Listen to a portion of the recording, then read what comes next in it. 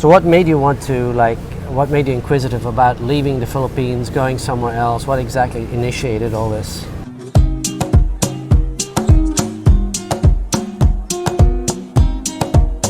So welcome to another episode of Paul's Asian Adventure. I have Paul Old Dog New Tricks, one of the most known bloggers in the Philippines. And today I wanted to discuss a subject that I've already covered, is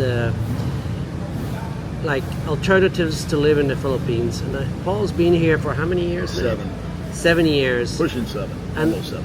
I spoke to him privately, and he spoke about maybe going outside of the Philippines, looking for something. So what made you want to, what made you inquisitive about leaving the Philippines, going somewhere else? What exactly initiated all this? All right. Well, I think initially it probably started back a year and a half ago when I took my wife over to Thailand. And she was just enamored by it. And she loved seeing the new cultures. And we also enjoyed all the amenities that Thailand has to offer. She was not really impressed with all the temples and the tourist stuff. What floated her boat was the infrastructure. And we had a typhoon, we had a flood, and there were people that are out within 10 minutes redirecting traffic, getting everything organized, cleaning it up. They were unplugging, the manholes that were a little plugged up from the water. And she was just blown away by the efficiency of it all. And it finally, and it hit her like a ton of bricks. She's like, the Philippines is nothing like this. Yeah. They would just talk about it for 3 days, and then the locals would get out and start clearing things. Yeah. That would be that. Yeah. And so that was sort of like the first thing. So I wanted my wife to get out and see more of how the other half lives, if you will. And then also when I came over here originally, it was not to just come to the Philippines. I had plans that I was going to go all over the place. And myself personally, I've been to 3 or 4 other countries, once with my wife. And I've always enjoyed it when I've gone there. I really, it was nice to get back to, I don't know how to put it. Home. Civilization. It was like, where things operated properly and internet didn't go out and brownouts didn't happen. Once a week, and there weren't 50-year-old jeepneys on the street belching out smoke. Yeah. And what happens to me recently is all the inadequacies that are here start kind of like the Chinese water torture. It's just drip, drip, drip. There's a brownout. Okay. Usually I can just get through it. It's like you have a reservoir of water, right? In the beginning you don't notice it. Yeah. And it keeps filling and filling and filling, and sooner or later you just had enough. And it's just like enough already. Yeah. I know there's other stuff out there and it's more fun. I have to kind of qualify this, is that the Philippines, and primarily this area of the Philippines, to be candid, will always be home. For you. But what I want to do is I'm at that point where the pandemic's over with. We've managed to save up a few dollars. We've gotten into a routine, and routines are just like routines. We wake up every day, we kind of do the same thing. We meet up with people, we make a lot of friends. I mean, we don't have a bad day for the most part. You have a great social life, in other words. Absolutely. Yeah. And sometimes it's too much of a social life. And so we really enjoyed the anonymity of being out of the country, where we can walk down the street or drive somewhere. Here in Doom, everybody knows me. Everybody knows me, and they know my wife. Yeah. And so while that's all well and good, sometimes you just want to hang out like we are and have a conversation with my wife, or just enjoy ourselves without having to stop, drop, and roll because somebody wants to say hello. And again, it's all very complimentary. I really like it. We love meeting the people. We're very appreciative of them, that they come up and they usually have a compliment or something for us. If you're having a romantic dinner with your wife, you don't want to be disturbed, right? Yeah. Or, some days you just wake up and you're feeling kind of funky and you just don't want to deal with anybody or anything. And so, that being said, I want to explore other places because I want to see firsthand what are options. And it may not be for me, but it may be for somebody else. We might go to, I've thrown out Ecuador. Yeah. And then in the comment section on that video, I got a lot, don't go to Ecuador, don't go to Ecuador. But there's always the naysayers. Yeah. Well, I don't know till I go there.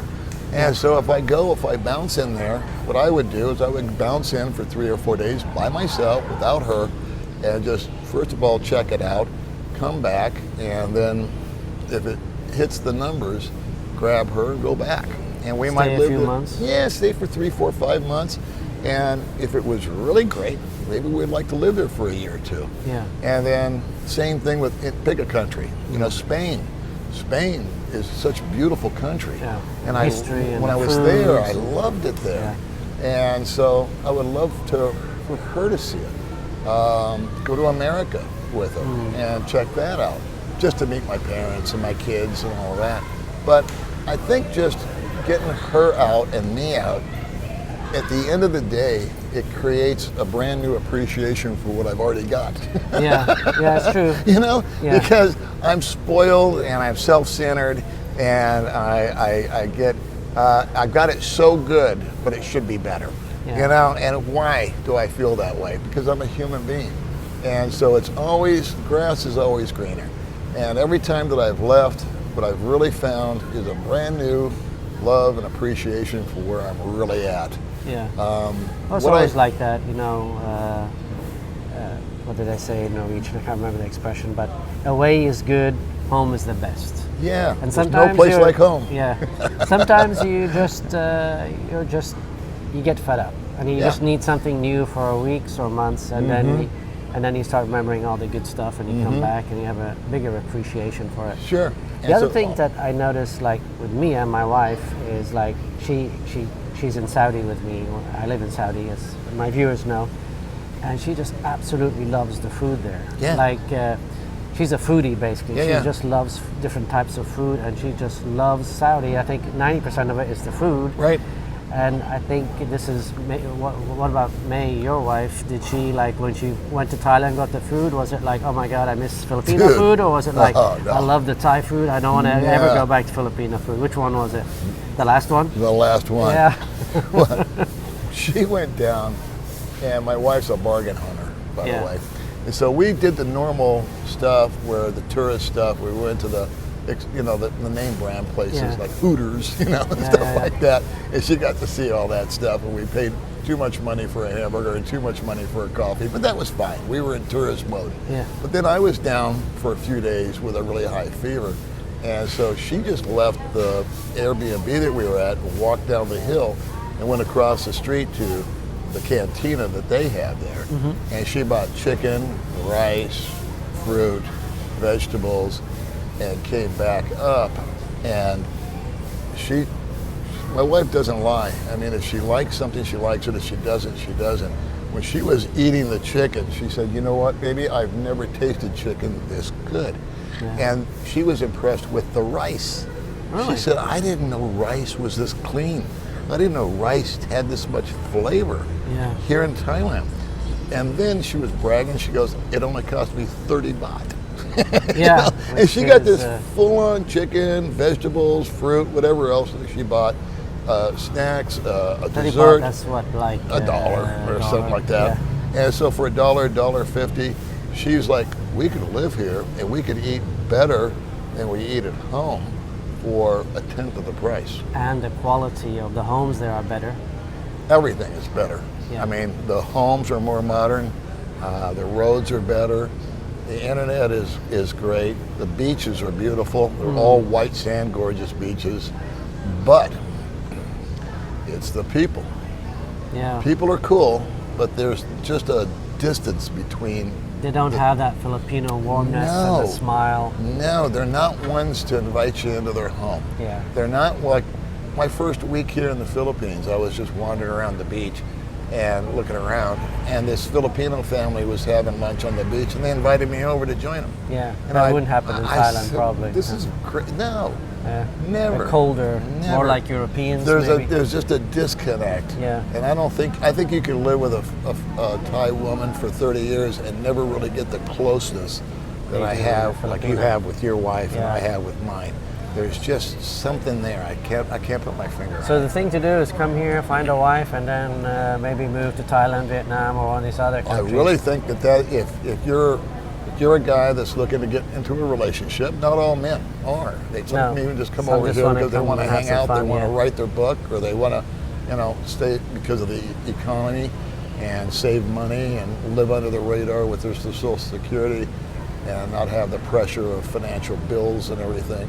But for the ones that do come over here and do meet somebody and do start that kind of journey in life with a partner, now you've got a partner that you're compatible with. Yeah. There's not the combat that you have with, or I had with American women, and you just go together and you share it together.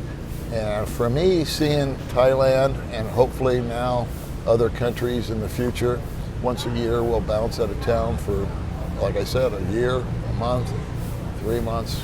Nothing's written in stone. And I got to see it through her eyes. And one thing you did me. mention when we spoke privately was that before you came to the Philippines, you had actually looked at the best places to retire. Yeah. And the Philippines was always the top 3 or something. I can't remember exactly. Dumaguete was number 1. Yeah. And now lately you've looked, it doesn't even make the lists, right? On 1 out of 8 lists, it made number 15. Okay, so basically it doesn't make the list. No.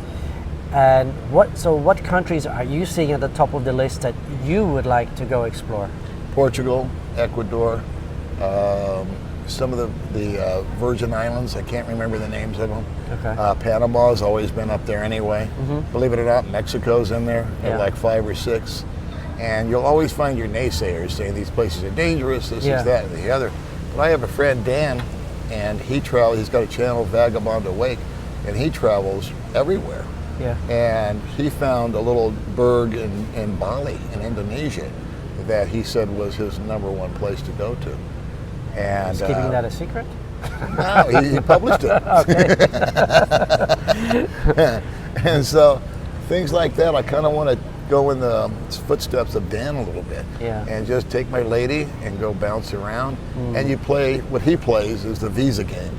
If you're allowed to stay for 60 days, that's how long he stays. Yeah. And then he slow travels across, say, Vietnam, and then by the time he's done traveling, he's on the border there at Laos or Cambodia or whatever, and bounces over there. Yeah. And he just takes a bus instead of a plane. So it's a less expensive way to travel. Yeah. And so we'll go anywhere and everywhere that we can get into, and the budget allows. And you keep vlogging, right? No, come on. You're going to have all this exciting stuff and you're not going to let us know? Come on, man. I got to confess that when I go out of town or go on vacation, May and I have bounced into all these different places like Iloilo, Bacolod, Siquijor. I never once was inspired to pull out the camera and vlog it. I just wanted to absorb it. I just wanted to do it. Yeah. It felt like I was working if you start vlogging. If I started vlogging. Now, if I was there for an extended period of time, yeah. Okay. And when we were in Thailand, we did a couple of 3 videos, but we did it with our friends that were there. You mentioned Goldfinger. He was in Thailand when we were there. My best friend Gary was there. We did a vlog with him. And then my wife, she did some stuff traveling around. Where she loves to have that camera out everywhere she goes. Yeah. But yeah, the YouTube for me is more of it's not necessarily a hobby, but it documents, my life. Yeah. And so when we were there, we took videos, and we took videos of ourselves and doing stuff, but we never published them. We just kept them private. Well, I think both of us are going to have an exciting 2-3 years. I do too. Because I'm retiring next year. God bless you. And I'm going to Congratulations, be, brother. thank you. And I'm going to be traveling the first couple of years because we don't really know where we want to live. So we'll be visiting, Thailand, Vietnam, Malaysia, Spain, and Norway, and maybe some other countries we don't know yet. But it's going to be an exciting 2-3 years. So both for both of us. Well, no matter where you go, no matter where you go, there you are. What are you saying? No matter where I go, what? No matter where you go, there you are. That's a little saying. Wherever I lay my hat, that's my home. That's where you're at. Yeah. Well, with that, I'd say thank you for watching to the end, and your name, the channel of your name is... Oh, it's Paul in the Philippines, Old Dog, New Tricks, but I wouldn't bother. It's a great channel, by the way. He's don't waste your time. I'll tell you something watch about this guy's channel. I'll tell you something about Paul. I've met a lot of guys in my life, and he is the greatest storyteller there is, and that's a talent. That's a real talent, and his channel is great. Thank you So very with much. that, I say see you on the next one. Take care. Bye, guys.